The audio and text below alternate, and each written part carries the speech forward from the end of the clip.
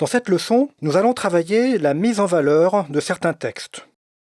Pour cela, j'ai ouvert notre page de base ainsi qu'un petit texte que je vais copier-coller directement dans ma page.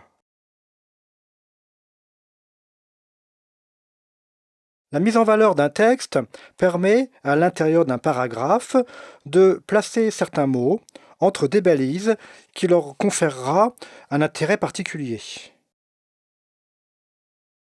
Alors, par exemple, nous avons la première mise en valeur que nous allons utiliser, c'est la balise EM. EM est une balise qui permet de donner une importance particulière à la lettre, au mot ou au groupe de mots tel que nous allons le faire ici. Il y a un second, nous allons en travailler un deuxième tout de suite, par exemple Île-de-France, qui est strong. Alors, je travaille les deux en même temps parce que, en fait, leur intérêt est semblable. Donc nous allons regarder dans quelques instants la mise en forme dans un navigateur, bien que cette mise en forme n'ait pas un intérêt capital par rapport à ce que nous souhaitons faire.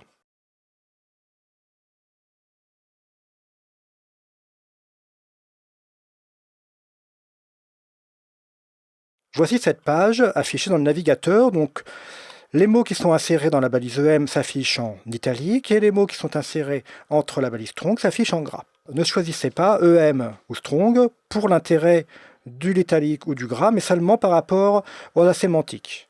EM et strong permettront, par exemple, au moteur de recherche de lui signifier que ces groupes de lettres, que ces groupes de mots sont nettement plus importants que les autres.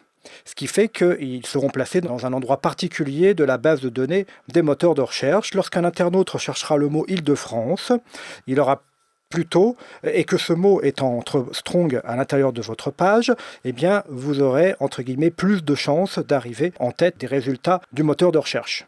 C'est du guillemet parce qu'il n'y a pas que ces critères qui vont être pris en compte par rapport au moteur de recherche, malheureusement. C'est la même chose pour la balise EM. Alors, dans une moindre mesure, puisque EM présente un caractère un peu moins fort que la balise strong. Ces deux balises vont permettre à la fois de faire une pseudo-mise en forme et également de donner un caractère particulier au mot.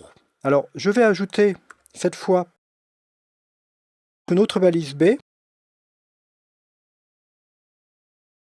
qui était un petit peu désuète en HTML4 et en XHTML, enfin XHTML plutôt, qui est revenu avec le HTML5. Cette balise permet d'afficher le contenu en gras également. Au niveau sémantique, la balise B permettra d'afficher un caractère particulier à ce texte, alors peut-être un mot-clé dans un document ou un nom de produit dans un article. Donc c'est une chose assez intéressante, ça confère au contenu une signification particulière.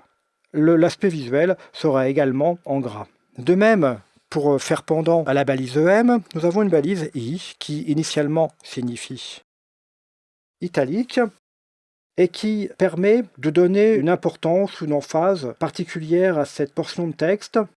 Nous allons enfin aborder une autre balise qui est la balise marque qui permettra de manière visuelle de faire un surlignage de la partie du texte entre cette balise. Alors une portion de texte placée entre la balise marque n'a pas de signification particulière pour un moteur de recherche. Il précise simplement que ce texte est surligné comme si on le surlignait avec un marqueur fluo. Donc voilà, nous avons vu les principales balises de mise en valeur. Alors, petite précision, ces balises, EM, strong, mark, I, sont nommées des balises inline. C'est une notion que nous n'avons pas encore abordée, mais les balises de type inline n'introduisent pas de retour à la ligne. J'enregistre et nous regardons, voilà, nous avons bien le surligné, le RERD qui est écrit en italique. Donc les caractères de ces balises n'introduisent pas de retour à la ligne, contrairement aux balises P ou aux balises H1. Le transport en Île-de-France n'a pas de balise, donc il est pour l'instant directement placé dans la page. L'ensemble du texte est placé dans un paragraphe Et malgré tout, nous avons un retour de paragraphe ici. Ceci est dû au fait que la balise P a un espace, un retour, une marge, que nous allons voir un peu plus tard, qui est situé juste avant et juste après. De même, si nous avions écrit le texte à l'intérieur de la balise H1, nous aurions eu sensiblement la même chose. Voilà, enregistré, et puis voilà. Alors effectivement, l'aspect est un peu différent puisque H1 confère au contenu en texte un caractère gras et puis un corps beaucoup plus important. Mais il faut bien distinguer ces deux types de balises. Toutes les balises H, la balise P, la balise adresse, que nous avons déjà vue, sont des balises de type bloc, c'est-à-dire qu'elles introduisent un retour à la ligne, alors que les balises telles que EM, strong, mark, la majorité des balises en fait, sont des balises de type inline, donc qui n'introduisent pas de bloc. Nous verrons cela plus amplement, plus en détail dans la construction de page, mais cette première approche est malgré tout très importante.